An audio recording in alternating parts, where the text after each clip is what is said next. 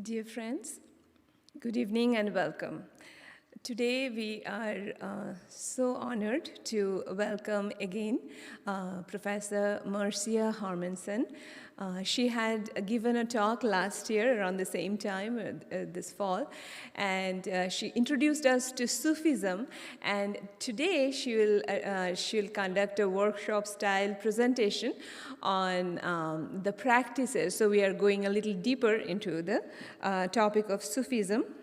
As a way of introduction, Marcia Hermansen is a professor in the Theology department at Loyola University, Chicago, where she teaches courses in Islamic studies and the academic study of religion. Dr. Hermansen has published numerous academic articles in Islamic thought, Sufism, Islam, and Muslims in South Asia, Muslims in America, and women and gender in Islam. She has also co-edited and authored multiple books, and as well as translations from the work of Shah Wali Allah of Delhi, a prominent 18th century Sufi. Today at the Home of Harmony, the topic of her presentation is A Taste of Sufi Practices and Psychology, which will be interactive as well as it will unfold over the course of her presentation, and you are also welcome to interact and ask questions during when she presents. So on that note, without further ado, let's welcome Dr. Marcia Hermansen.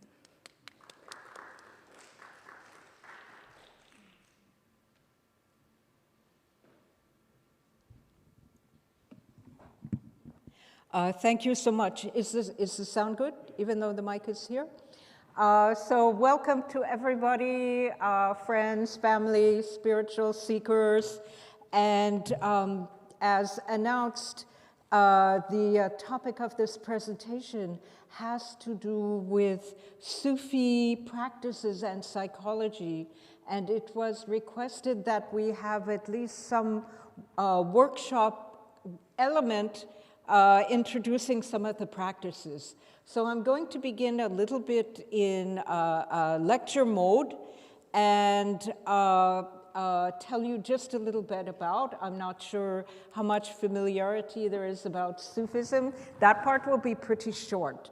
But I'm going to speak a little bit about the origin of Sufi practices and then some of the Sufi practices themselves. Well, Sufism is the mystical path in the Islamic religious tradition. So sometimes I say that to my students and everyone is, ah.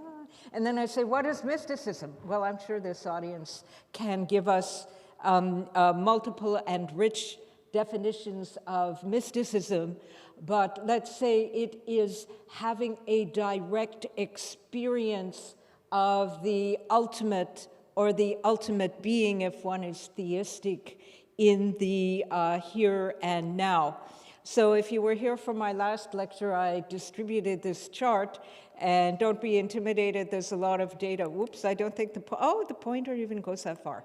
But this is laying out in both a historical and a regional perspective the growth of Sufism. So Muslims feel that the mysticism was brought along with the teachings of Islam by the Prophet Muhammad, and that the Quran, the Islamic scripture or holy book, in fact provides a guidance or a path to mysticism. For example, just a few verses that pop into my mind in rough translation. In the voice of God, we are closer to you than your jugular vein, right? So what we call an immanence or a closeness to the divine being. Or I will mention later on, the signs of God are on the horizons and in yourself. So the Jesuits say, seeking God in all things, right? The divine presence is everywhere, signaling to you, but also one is a seeker on the inner path, attempting to find the divine within. So what are some of the sources? And again, I'm very conscious here, and I'm going to make allusions to the fact that we are speaking at the Vedanta Society. So there is a kind of scope for some comparative discussion of religion, and in particular, the riches and teachings of the Hindu tradition as they interact with Islamic Sufism. So certainly, as I already mentioned, Muslims feel that Sufism is inherent, in fact, is perhaps the core of the Islamic tradition. So this source the touchstone will always be the Quran. And then the Prophet Muhammad, peace be upon him, in both his personal example and in his sayings and guidance, is believed to be a source of direction, shall we say, not only in the outer aspects of life and in the regular religious practices, if you will, but also in the inner. For example, the Prophet himself is a model of the mystical path. He used to retreat to a cave known as the Cave of Hira, where he received the first revelation. Also, the Prophet experienced a mystical ascension known as the Mi'raj. So that, of course, is the prototypical mystical experience. But when we get to Sufi psychology, what is Sufi psychology? Well, we have fancy terms in the study of theology. We have something called theological anthropology. That means what is the human being made up of? And a part of that theological anthropology, who is the human being, is what is the human soul? Because actually psychology is the knowledge of, or the science of, the soul. So in that sense, we can speak of a Sufi psychology. And Islam fairly early on, in let's say, within 150 years or so of the time of the Prophet, was exposed to and actually welcomed the wisdom of the Greeks, especially the heritage of Plato, Aristotle, and then later Neoplatonism.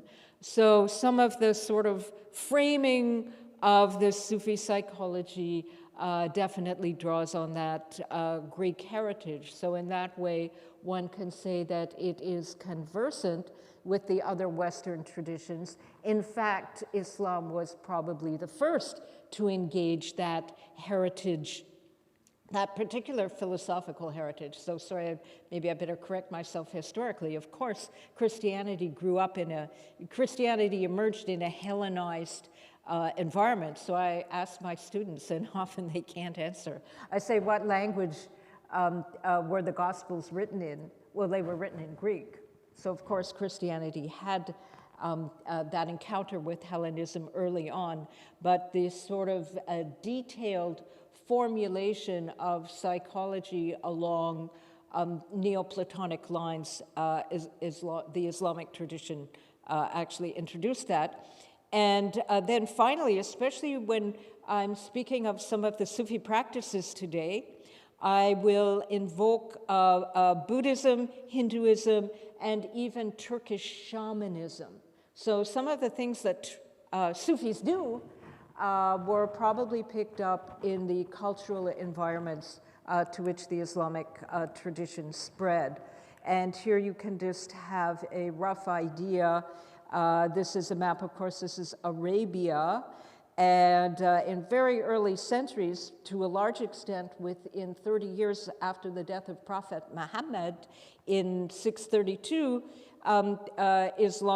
the territory, shall we say, under Muslim rule expanded. Now, India was somewhat later, but North Africa, Central Asia, Iran, the Eastern Roman Empire came under Muslim control. So this is the spread of Sufism, and you can imagine the Sufis, the Islamic mystics, engaging with the cultural traditions And of course, beyond the scope perhaps of this talk and certainly of this map is an important Muslim presence both in Africa and in Indonesia and Malaysia. And yes, in those environments, Sufism was very important. So if you think of Sufism, as I mentioned, as having an encounter with the ultimate in the here and now, of course, that is very compatible, shall we say, with monistic traditions in which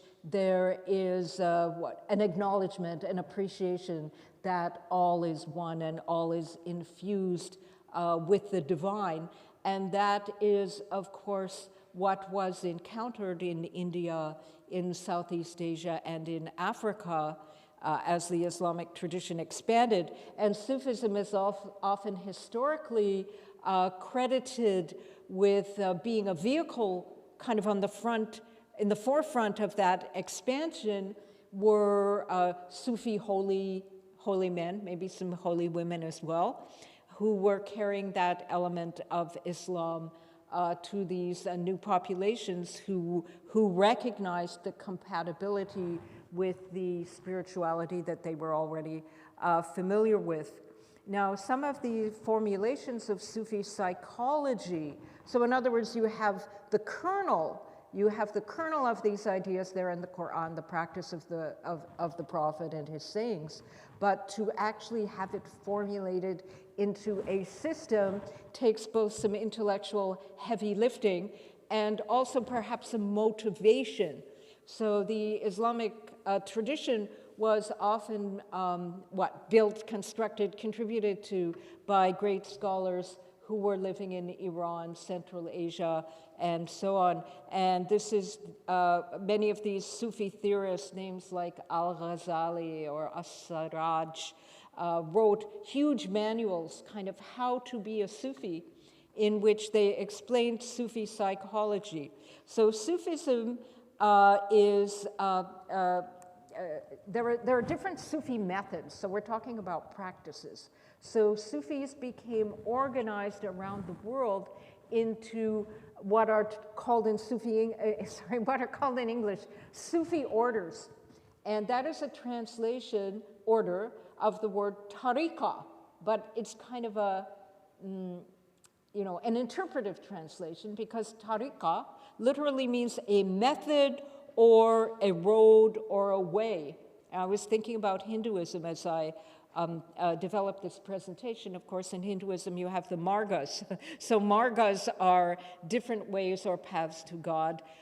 Similarly, in Sufism, there are different tariqas, and they're both distinctive paths to God because they are initiatory traditions. So one has a Sufi teacher who had a Sufi teacher, and there's a chain of initiation going back to the Prophet Muhammad. But they are also methods. So each of these Sufi orders has its own particular chants, litanies, ways of watching the breath, movements, and so these methods differ. Now, just quickly, one aspect of Sufi psychology that was elaborated in the 10th and 11th centuries, and when I say 10th and 11th centuries here, I'm referring to what are called miladi, or sort of AD, CD, CE, so the Common Era, so like 1100 Common Era. So stages and states, according to the Sufis, when one is on the spiritual path, it's not a clear path up, right, to enlightenment, but there are kind of permanent acquisitions of qualities or understandings. And by the way, as you might guess, there are different models, right? There are different models. But a sort of example of a model might be the first stage on the path is fear of God. And then one, a little bit later on, might be overwhelmed by the love of God or be God intoxicated. And actually, one of the highest stages is the stage of bewilderment. And then there's a stage of being annihilated in the divine consciousness. And beyond being annihilated in the divine consciousness, that's called fana, is returning to the world and manifesting that awareness. So one says in certain other traditions, being in the world but not of it. So you have that realization and you are embodying it personally in your actions, maybe in your teachings, but you also have that state of consciousness. So you may be transmitting that state of consciousness specifically to your disciples through particular practices that kind of go both ways, like they are focusing on you, you are focusing on them. But there's also a sort of, if you will, involuntary, right, contact elevation that comes from the person having that spiritual state. Whoops, did my slides disappear? Did I do something? Did something happen? Ah, here we are. So let me back up. The last, so I talked about some of those stages. There's also a theory of states. So states are less permanent, so we're talking about Sufi psychology, the idea that when one is on the spiritual path, there will be up and downs, right? In Christianity, you may be familiar with St. John of the Cross speaking of the dark night of the soul, or the idea of spiritual depression, you know, sort of or kind of being stuck, right? Stuck on the path. So the Sufis also diagnosed and talked about what they called contraction and expansion. Contraction and expansion and mystical ecstasy and various stages that one would encounter on the path. These are all elements of Sufi psychology. I'm going to say more about that later. Now, don't worry about all the information on this slide. Naqshbandi is the name of a well-known Sufi order that began in Central Asia and then dispersed worldwide. And by the way, why does it have that name? There was a great Sufi called Bahauddin Naqshband. And so the people in his initiatory chain are called Naqshbandis. And I'm simply illustrating here 8 Naqshbandi Sufi rules. So being aware of your breath, watching your step, you know, always remembering the divine. But when you hear of 8 steps, does anybody think of something else in comparative religion? The Buddhist Eightfold Path. And you know that Buddhism spread out of India to Central Asia, right? The Buddhas of Bamiyan, or there was Buddhist influence in Iran. So this Naqshbandi order, Sufi order, in Central Asia. So no, these are not, they don't line up exactly with the Buddhist, you know, Eightfold Path. But this idea of 8 steps, I'm making the point of the cultural influences that pre-existed that may have impacted Sufi psychology, Sufi teaching, and Sufi practices. So what is Sufi psychology? It's based on theological anthropology in Islam. What is the human being? So the Quran and basic Islamic teaching portrays the human being as between matter and spirit. God created Adam out of mud, sort of the lowly, you know, origin of humanity. But then God breathed the divine spirit into Adam. So we human beings are kind of on this tightrope or doing a balancing act between that spirit that infuses us, that can be a path of ascent back to our origin, and the material side of our nature. So great Sufi theorists such as Al-Ghazali, who died in 1111, spoke of the angelic and the animalistic sides of the human being. Well, of course, the Greek philosophers such as Aristotle also talked about different levels of the soul, right? So there are different, shall we say, manifestations or layers, levels of the soul. So this angelic and animalistic, a lot of the Sufi psychology or even the Sufi master will, you have these texts where the Sufi master is saying, you know, you may have certain disciples who are completely dominated by the angelic side, such that it's kind of hard for them to make it in this world. You know, you need to hopefully ground them a little bit.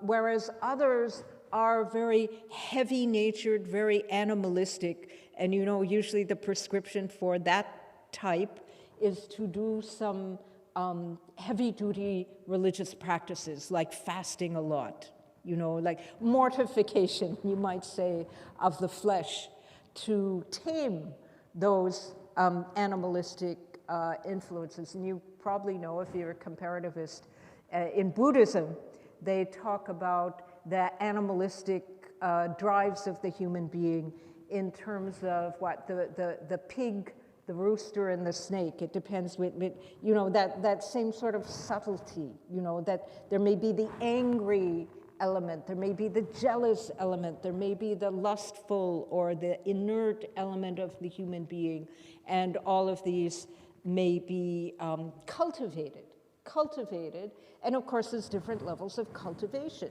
When we're talking about cultivating the animalistic, that is kind of level 1, right? And then when higher up in the levels, it becomes more and more subtle in terms of the practices. One term that I think is worth speaking of is nafs. Nafs. Now, nafs has multiple meanings. It can mean the soul, like a nafs and nataka means the rational soul.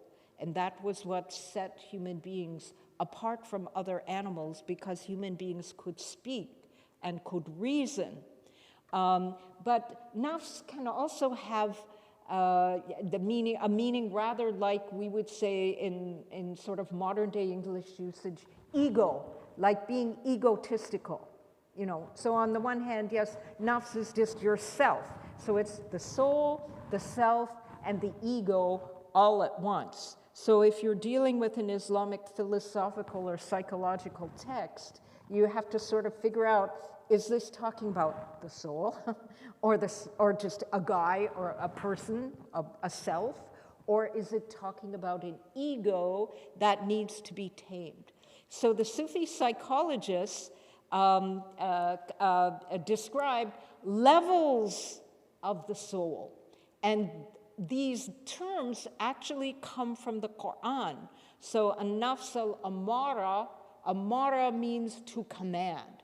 So part of your nafs commands you, usually commands you to like get stuff, you know, sort of like the Buddhist rooster and pig and snake, you know, it's like at that level, sort of raw, in Freudian terms, raw id, you know, desires.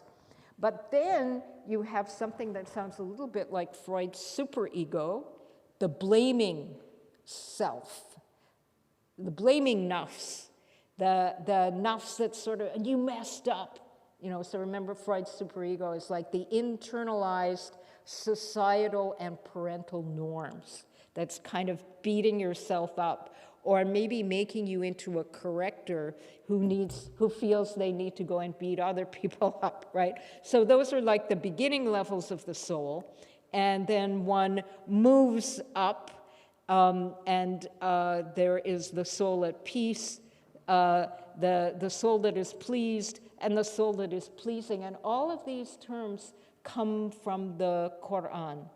Nafsun radiyatun mardiya. So the Sufis are kind of marrying some probably practical wisdom and some Greek philosophy and psychology and some Islamic terms and concepts from the Quran. Oops, there we go. So this is just the same, I did not make this diagram, but it's kind of a nice representation moving here from the Amara up, sort of expanding, right? The expansion of the self, or the expansion of the soul through these different layers. So I suppose what one could say is that we all have all of these levels of the soul already there, as in other spiritual paths as well. The task is to realize them, right? So we are beclouded or confused, but it is not as if we do not have, we all have the divine breath, right? We all have that aspect. The issue is realization. Now, a quick excursus into Sufi psychology. I better watch the time here. Ascent and descent. So the Sufi understanding, let's say the Sufi philosophical understanding of reality, is that the divine is not separate from reality.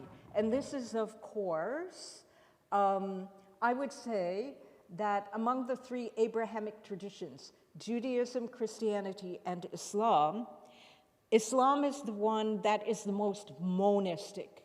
What is monistic? Everything is one. What is dualistic? There's, you know, above and below. There's the divine and there's the world, and they're not the same. But in the monistic traditions, you have, and actually here I think Sufism is a little bit like Vedanta, right? It's a qualified non-dualism. Yes, we are not saying this is God, and yet it is God at the same time. It's both the many and the one. Now, to get the many and the one to sort of rationally explain that was very challenging. And the philosophy that helped Sufis, Muslim philosophers and Muslim Sufis, understand how you could have the reality of the many and yet it is all one. That philosophy is called Neoplatonism. And just in a nutshell, the idea is far above everything is the one. You could call it God, call it the divine, call it the ultimate reality. The Neoplatonists called it the one. And somehow, in the isolation of the one's being, the one understood or knew itself. And that began a chain, a process known as emanation, that somehow the one gradually poured into existence.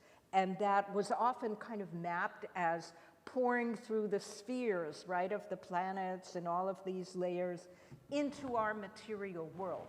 Now, in the Islamic view of that, you have the one. You know, the Quran says, God is not like anything else, or La ilaha illallah. There is only God. So that's like the level of the one. There is only the one. But then the one has names and attributes. The merciful, the compassionate, the wise. And in God's mercy, God breathed or emanated those attributes into existence. And each one of us has in our soul a unique combination of those divine attributes. So through spiritual practices, we can awaken or recognize that in ourselves and begin the path of ascent. So that's why I have the ascent. This is kind of a map of Neoplatonist cosmology, like what is the universe, the descent from the one into the world, but then there is the potential of ascent. And the Sufis see that as being, you know, the model of the prophet's ascent. So this is just recapping, you know, from the essence. So this is the Islamic version, the process of descent from the divine essence, the that of Allah, through you're still at a level of non-material existence, the ghaib. Then you have divine attributes and names. Then that begins to manifest and eventually is our experience of witnessing. And what are we witnessing? Everywhere we turn, there is the face of Allah. So we are witnessing now. Don't get blown away, but this is like a medieval kind of Sufi map of the cosmos. These, you may recognize, are the 12 signs of the zodiac and the divine names and the elements and cosmology. And I see folks taking some pictures with their phones. I'd be happy to share the slides because I'm sure it's going to be really hard for you to, capture some of the detail. So this spiritual challenge is, how do we ascend or return? You know, the Quran says, indeed we come from Allah, and to Allah we return. So for the Sufis, that return is this process of ascent, and it is possible. So how do we do that? Well, for Muslims, there's a saying of the Prophet that as-salat mi'rajul mu'min, which means that prayer is the path of ascent for the believer.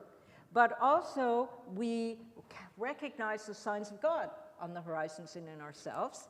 We purify or cultivate our soul, and we polish the heart. And the polish of the heart is the remembrance of God.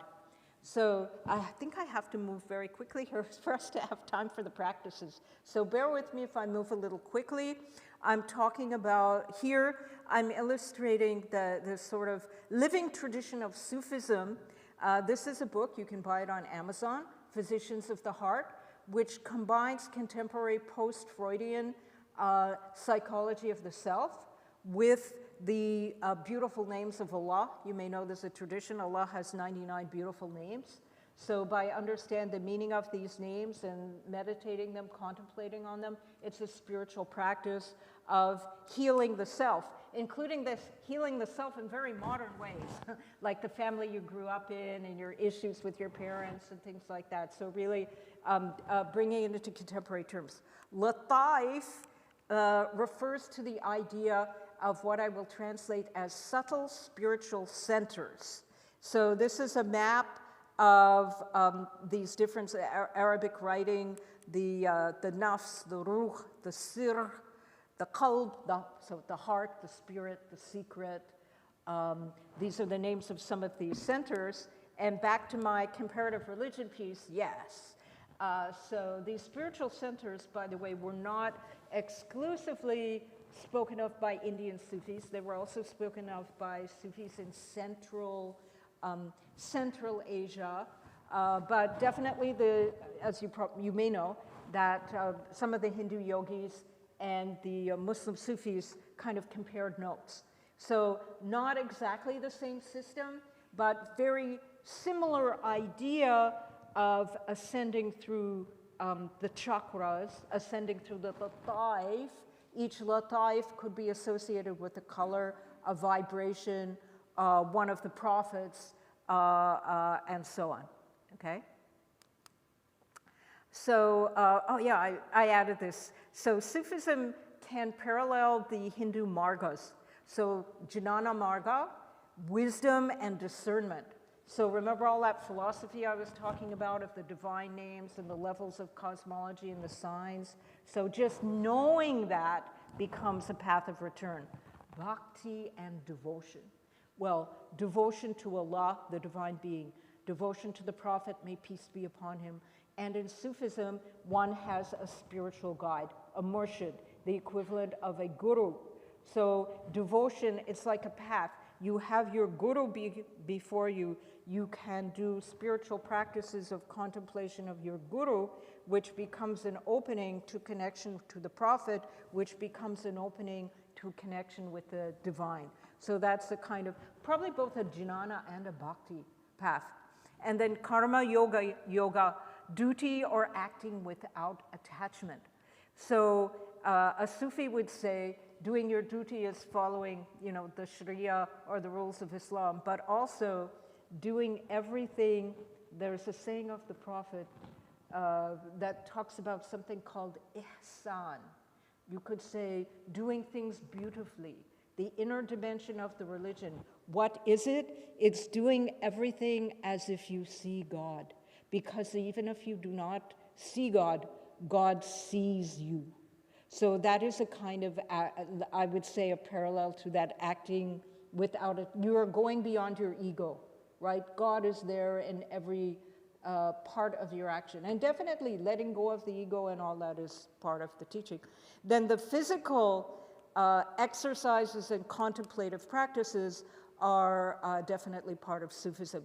So way beyond what we could go into detail here, but this is an 18th century depiction of different centers, and down the first level is like the material level of the human being, fire, earth, air, and water.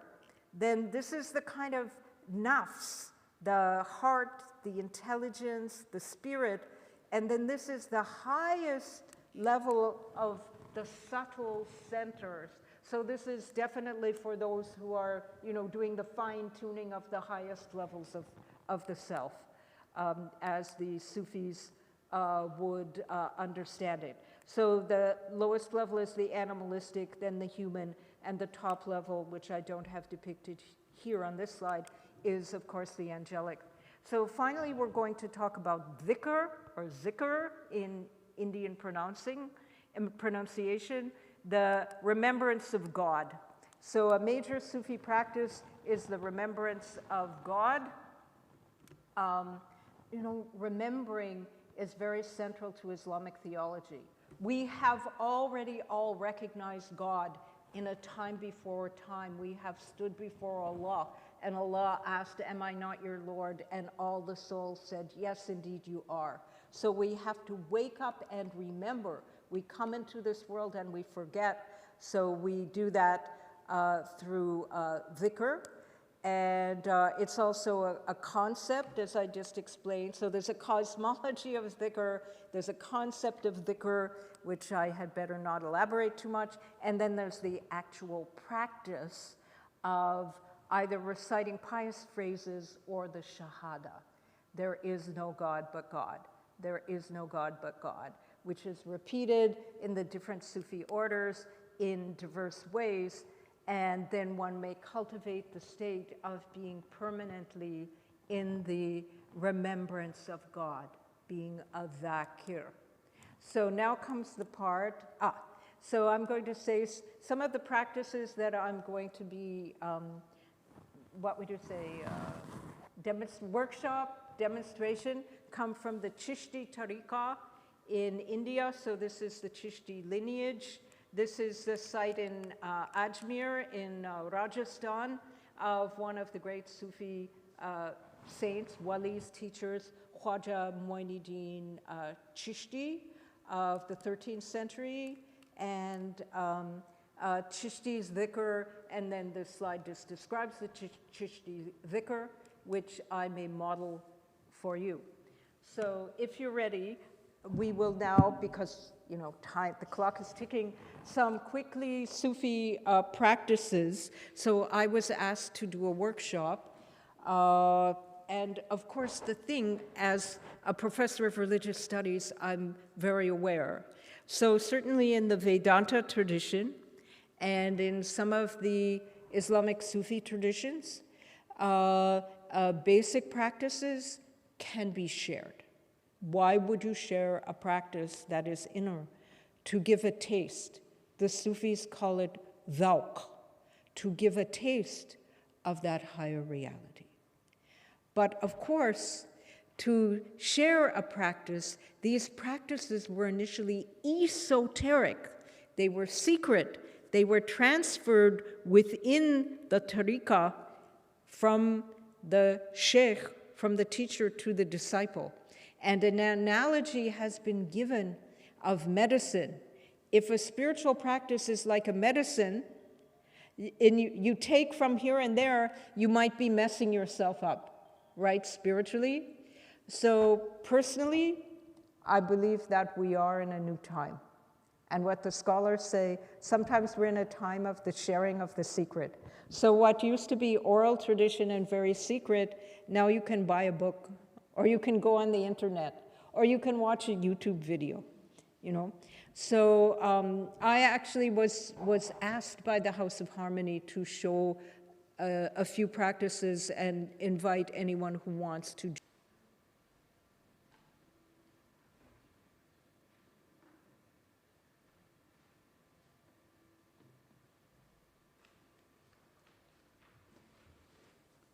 It's so wonderful.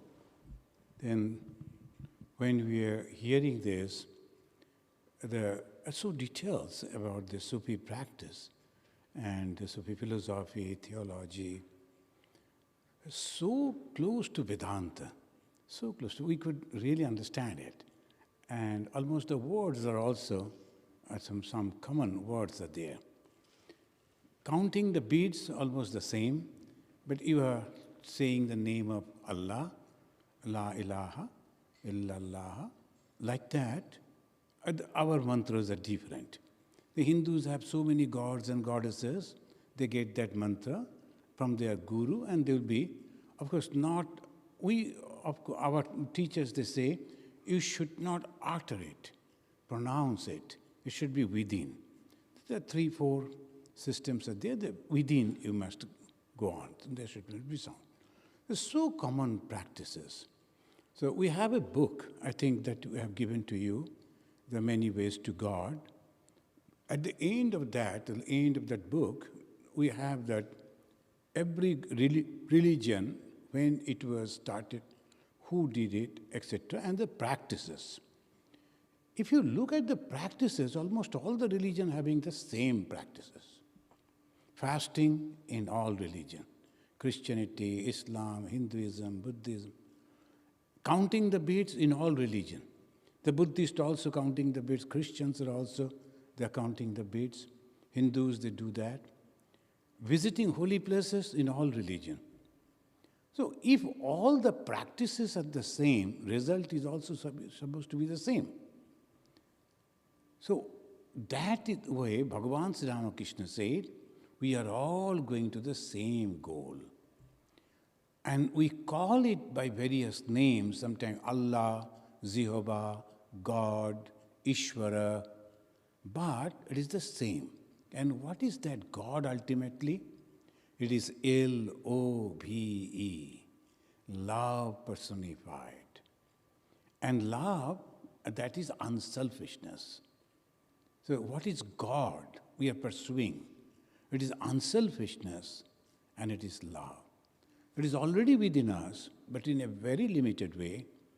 We use the unselfishness in our home, in our community, and love also practices it that way. When that we break and can embrace each and everyone, that is called spirituality. Thank you very much for coming over here. I feel sorry that some other devotees should have been here to listen to it. It's a wonderful teaching. And you have summarized the whole thing within 45 minutes, 50 minutes. Excellent. Thank you very much once again on behalf of the Vivekananda Vedanta Society, the Home of Harmony. Come again, and thank you very much.